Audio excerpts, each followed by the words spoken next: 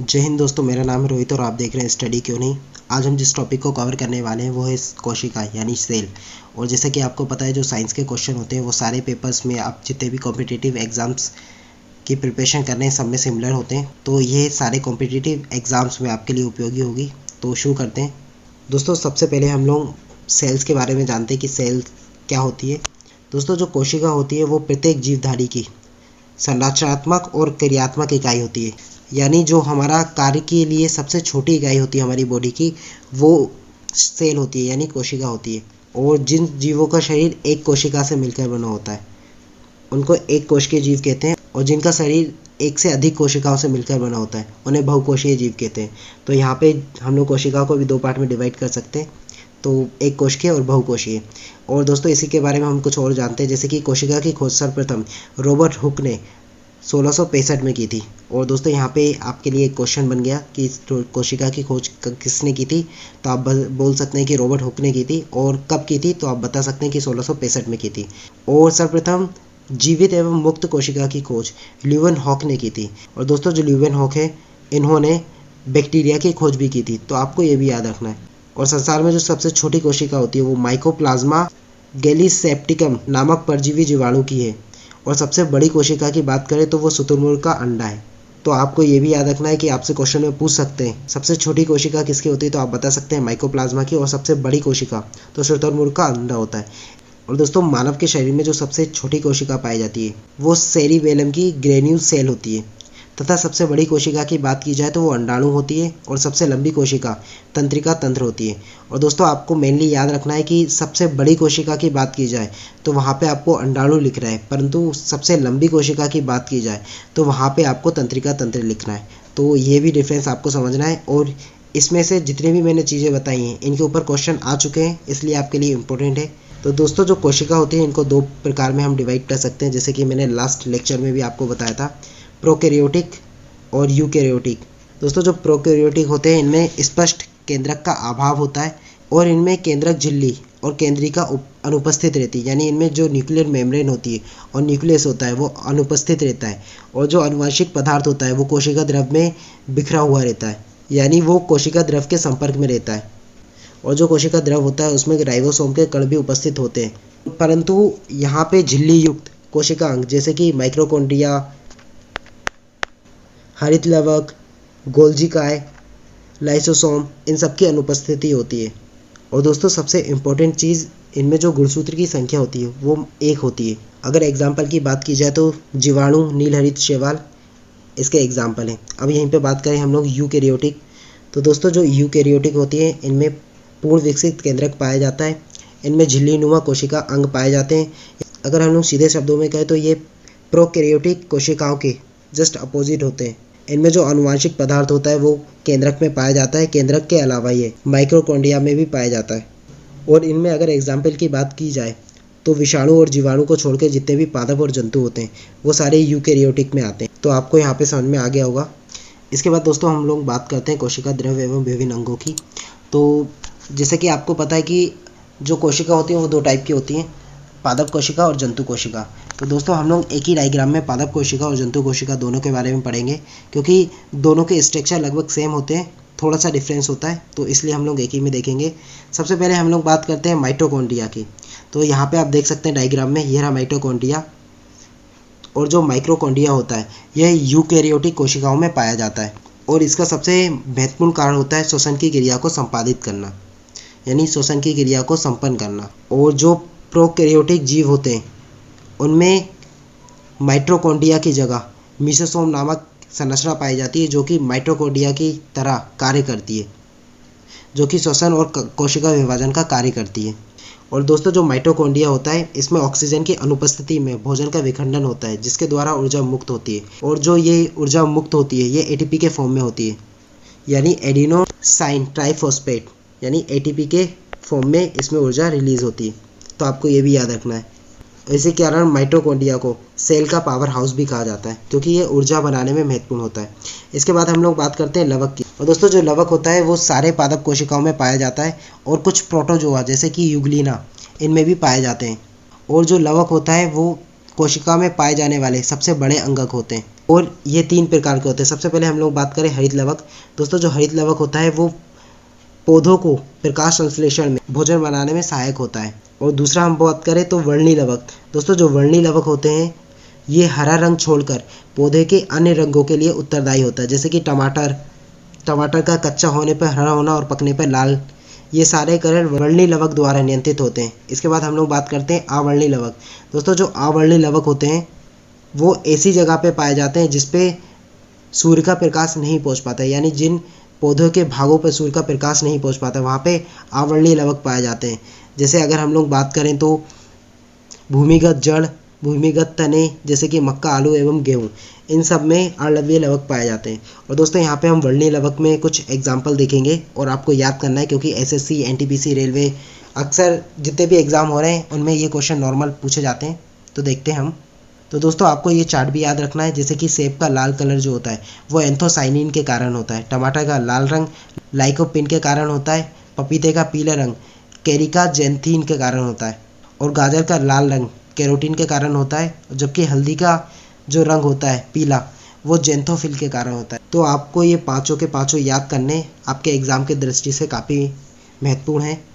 दोस्तों अब हम बात करते हैं एंडोप्लाज्मिक रेटिकुलम, जिसे हिंदी में अंतःप्रद्रव्यीय जालिका बोला जाता है। दोस्तों जो अंतःप्रद्रव्यीय जालिका होती है ये चपटी नली का सदृश संरचना होती है, जैसे कि आप यहाँ पे देख सकते हैं, ये रही, जो कि कोशिका का अंतः झिल्ली तंत्र बनाती है और ये केंद्रक से कोशिका झिल्ली तक फैली हुई होती है। और दोस्तों जो एंडोप्लाज्मिक रेटिकुलम होता है ये लाइपोप्रोटीन का बना होता है। ये अंतःकोशिकीय परिवहन तंत्र का निर्माण करती है एवं केंद्रक से कोशिका द्रव में अनुवांशिक पदार्थ को ले जाने का रास्ता बनाती है। ये 2 प्रकार की होती है, जैसे कि आप यहाँ पे देख रहे हैं, स्मूथ और रफ, यानी चिकनी और खुदरी। तो दोस्तों जो स्मूथ एंडोप्लाज्मिक रेटिकुलम होता है इनके शरीर पर राइबोसोम नहीं पाए जाते, जिसके कारण ये चिकनी होती है और ये लिपिड एवं स्टेरॉइड संश्लेषण में सहायक होती है। इसके बाद हम लोग बात करते हैं रफ एंडोप्लाज्मिक रेटिकुलम, जैसे कि आप डायग्राम में यहाँ पे देख सकते हैं, ये रहा रफ और ये रहा स्मूथ। जो रफ एंडोप्लाज्मिक रेटिकुलम होता है इनके ऊपर राइबोसोम पाए जाते हैं, जिसके कारण ये खुदरी दिखाई देती है, जो कि प्रोटीन के संश्लेषण व स्त्रावण में सक्रिय भाग लेती है। तो आपको समझ में आ गया होगा। इसके बाद हम लोग बात करते हैं गोल्जी बॉडी, जिसे हिंदी में गोल्जी काय बोला जाता है। जैसा कि आप यहाँ पे देख सकते हैं, ये रहा गोल्जी बॉडी। ये पौधों में पाया जाता है तो इसको डिक्टियोसोम, और जंतुओं में पाया जाता है तो इसको गोल्जी काय यानी गोल्जी बॉडी कहा जाता है। और इसका जो मुख्य कार्य होता है वो माइक्रोमोलिक्यूल्स जैसे कि carbohydrate, lipid, protein, nucleic acid, इन सब का संग्रहण, स्त्रावण करना होता है, यानी इन सबको स्टोर एवं सीक्रेशन करना होता है। और गोल्जी का एक ग्लाइकोप्रोटीन व ग्लाइकोलिपिड निर्माण का प्रमुख स्थल है। तो आपको ये भी याद रखना है। इसके बाद हम लोग बात करते हैं राइबोसोम की। तो यहाँ पे आप डायग्राम में देख सकते हैं, यहाँ पे आपको छोटे छोटे दाने दिख रहे हैं, ये सारे राइबोसोम हैं। और राइबोसोम एकल यानी अलग अलग या फिर गुच्छे के रूप में भी पाए जाते हैं, जैसे कि आप यहाँ पे देख सकते हैं, ये रहा चेन राइबोसोम्स की। और राइबोसोम्स जो होते हैं वो एंडोप्लाज्मिक रेटिकुलम पे ऊपर पाए जाते हैं, जिसके कारण वो रफ एंडोप्लाज्मिक रेटिकुलम कहलाती है। और सर्वप्रथम जॉर्ज पेलेडे नामक वैज्ञानिक ने इसकी खोज की थी, इसलिए इन्हें पेलेडे कण भी कहा जाता है। और जो राइबोसोम होता है ये प्रोटीन संश्लेषण में सहायक होता है, और जो राइबोसोम का निर्माण होता है वो केंद्रिका में होता है। तो आपको ये भी याद रखना है। इसके बाद हम लोग बात करते हैं लाइसोसोम की। तो जैसा कि आप डायग्राम में देख सकते हैं, ये रहा लाइसोसोम, और ये कोशिकाओं में प्रचुर मात्रा में पाई जाती है, जिसका निर्माण गोल्जी काय द्वारा होता है। जैसे कि मैंने आपको बताया था, गोल्जी बॉडी द्वारा इसका निर्माण होता है। और इसे आत्महत्या की थैली कहा जाता है, क्योंकि जितने भी कोशिका में टूटे फूटे अंग पाए जाते हैं उन सबका ये भक्षण कर लेती है, उन सबका पाचन कर लेती है। अगर इसको ऐसा लगता है कि कोशिका में क्षति हुई है तो ये पूरी कोशिका को नष्ट कर देती है और उसका पाचन कर देती है, जिसके कारण इसको आत्महत्या की थैली कहा जाता है। तो आई होप आपको लाइसोसोम का समझ में आया होगा। अब हम नेक्स्ट बात करते हैं स्फीरोसोम। दोस्तों जो स्फीरोसोम होता है ये पादपों में पाया जाता है, यानी पौधों में पाया जाता है, जो कि लाइसोसोम की तरह वर्क करता है और पौधों में पाया जाता है, इसके कारण इसे स्फीरोसोम कहा जाता है। और ये वसा का संश्लेषण और संग्रह भी करता है। इसके बाद हम लोग बात करते हैं सेंट्रोसोम और सेंट्रियोल की, यानी हिंदी में बात की जाए तो तारक काय एवं तारक केंद्रक की। तो आप यहाँ पे देख सकते हैं सेंट्रियोल, और ये सभी जंतु कोशिका एवं निम्न पादप कोशिकाओं में पाया जाता है। तारक काय 2 बेलन संरचनाओं तारक केंद्रों से मिलकर बना होता है। तो आपको समझ में आ गया होगा। इसके बाद हम लोग बात करते हैं माइक्रोबॉडीज़ की।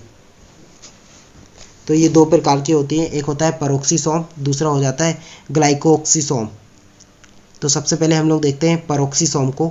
ये पौधों में होने वाले प्रकाशीय श्वसन तथा कोशिका में हाइड्रोजन पेरोक्साइड का उत्पादन को सहायक करती है, यानी उत्पादन में सहायता करती है। इसके बाद हम लोग बात करते हैं ग्लाइऑक्सीसोम की। तो यह मुख्यतः ग्लाइऑक्सीलेट चक्र में भाग लेता है। तो इसके बाद हम लोग बात करते हैं वैक्यूल की, यानी रसधानी की। तो कोशिका द्रव में जल, रस तथा उत्सर्जित पदार्थ को घेरने वाली एक संरचना पाई जाती है जिसे रसधानी कहा जाता है। तो यहाँ पे आप देख सकते हैं ये रहा। और जो रसधानी होती है एकल झिल्ली से घिरा होता है, जैसे कि आप डायग्राम में देख रहे हैं। और पादप कोशिकाओं में यह कोशिका का 90% स्थान घेरती है एवं उसे कठोर एवं सहारा प्रदान करती है। कुछ विशिष्ट जो रसधानी होती है अपशिष्ट पदार्थ का उत्सर्जन का कार्य भी करती है। तो आपको समझ में आ गया होगा। और दोस्तों अभी यहाँ पे एक स्ट्रक्चर बाकी है जो कि केंद्रक है, यानी न्यूक्लियस है। तो हम इसके बारे में भी पढ़ेंगे। दोस्तों अब हम बात करते हैं न्यूक्लियस की, जो कि कोशिका का मस्तिष्क कहा जाता है, जिसकी खोज सर्वप्रथम रॉबर्ट ब्राउन द्वारा 1831 में की गई थी। और ये भी आपके लिए एक महत्वपूर्ण प्रश्न है, यानी क्वेश्चन है। जैसा कि मैंने बताया, जो केंद्रक होता है वो कोशिका का नियंत्रण केंद्र होता है, इसलिए इसे मस्तिष्क भी कहा जाता है। और जो केंद्रक होता है इसमें क्रोमोसोम पाया जाता है, जो कि आनुवांशिक लक्षणों को पीढ़ी से दूसरी पीढ़ी में ले जाने का कार्य करता है। और हम लोग केंद्रक को 4 भागों में बांट सकते हैं। पहला होता है न्यूक्लियर मेम्ब्रेन, जिसे हिंदी में केंद्रक झिल्ली बोला जाता है, जैसा कि आप यहाँ पे डायग्राम में देख रहे हैं। ये रहा। यह एक दोहरी परत की एक झिल्ली होती है, जैसा कि आप डायग्राम में देख रहे हैं, जो केंद्रक को चारों ओर से घेरे रहती है तथा इसके द्वारा केंद्रक कोशिका द्रव से पृथक रहता है। भारी झिल्ली अंतःप्रदेही जालिका द्वारा जुड़ी होती है, जिस पर राइबोसोम भी पाए जाते हैं। तो आपको समझ में आ गया होगा केंद्रक झिल्ली का कार्य। इसके बाद हम लोग बात करते हैं केंद्रक द्रव, जैसा कि आप डायग्राम में देख रहे हैं न्यूक्लियोप्लाज्मा। ये रहा, जो कि केंद्रक के अंदर गाढ़ा अर्धतलर एवं पारदर्शी द्रव पाया जाता है, जिसे केंद्रक द्रव कहते हैं। इसके बाद हम लोग बात करते हैं केंद्रिका की, जिसे न्यूक्लियोलस कहा जाता है। जैसा कि आप देख रहे हैं यहाँ पे, केंद्रक के अंदर केंद्रक द्रव में एक छोटी गोलाकार झिल्ली रहित संरचना पाई जाती है, जिसे केंद्रिका कहा जाता है। कोशिका विभाजन में केंद्रिका का विशेष महत्व होता है। यह राइबोसोमल आरएनए का संश्लेषण स्थल है, यानी यहाँ पे आरएनए का संश्लेषण होता है। सक्रिय रूप से प्रोटीन संश्लेषण करने वाली कोशिकाओं में केंद्रिका की संख्या अधिक व उसका आकार भी बड़ा होता है। तो आपको समझ में आ गया होगा। चौथा है, हम बात करते हैं क्रोमेटिन जालिका, यानी क्रोमेटिन नेटवर्क की, जहाँ पे आप देख सकते हैं। तो दोस्तों जो केंद्रक द्रव में अत्यधिक महीन व विस्तृत धागेनुमा संरचना पाई जाती है, जिन्हें क्रोमेटिन कहते हैं, जैसे कि आप यहाँ पे देख रहे हैं। विभाजन के समय क्रोमेटिन जाल संगठित व व्यवस्थित होकर मोटी छड़ें जैसी बन जाती है, जिन्हें गुणसूत्र कहते हैं। और जो क्रोमेटिन होता है वो डीएनए व प्रोटीन की बना होता है। तो यहाँ पे आपका सेल खत्म हो गया और हमने एक भी सिंगल क्वेश्चन यहाँ पे नहीं छोड़ा है। और दोस्तों गुणसूत्र के बारे में, यानी क्रोमोसोम के बारे में हम नेक्स्ट लेक्चर में डिटेल में देखेंगे। उसमें हम लोग क्रोमोसोम, डीएनए, आरएनए, इन सब के बारे में भी विस्तृत चर्चा करेंगे। तो नेक्स्ट वीडियो को भी जरूर देखिएगा और इस चैनल को अभी सब्सक्राइब कीजिए। इस वीडियो को लाइक और शेयर कीजिए। मिलते हैं नेक्स्ट वीडियो में। जय हिंद।